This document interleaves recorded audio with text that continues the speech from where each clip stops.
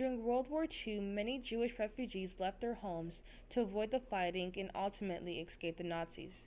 Because of this, 20 million people were without a home. Due to this, the United Nations, including Canada, set out to help war refugees. For example, Canada's involvement can be seen in Prime Minister Lester Pearson's participation of being the President of the General Assembly, along with being the chair of the Supplies Committee. However, by the end of the war in 1945, many Jews refused to return home but instead fled to the State of Israel.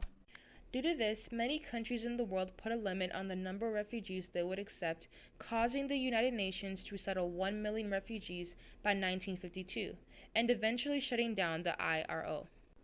Fortunately, in November 1946, Prime Minister King allowed European refugees to come to Canada between 1947 and 1952, of which they accepted more than 186,000 war refugees who faced revolution, civil war, or persecution. With assisting Jews to take refuge in different countries around the world, the United Nations also took a leading role in the cause of human rights. For example, in 1946, a Montreal lawyer and director of the Human Rights Division named John Humphrey wrote the first draft of the Universal Declaration of Human Rights. This declaration was also a response to the Holocaust due to the violations and slaughter of human rights done by the Nazis to the Jewish people. This fueled Jewish leaders like Rabbi Abraham Feinberg to speak out against the many issues Jews had to go through in Germany. Because of this, the Holocaust and stories of many Jew refugees convinced many that these issues should not be accepted by society and governments around the world, highlighting one of the points of the Universal Declaration of Human Rights, which states that equal rights for men and women must be achieved to gain a better life with freedom for all. As the fight for freedom and justice of Jews continued within Canada, war crime trials were actively taking place within Germany. However, Canada held their own war crime trials within Germany.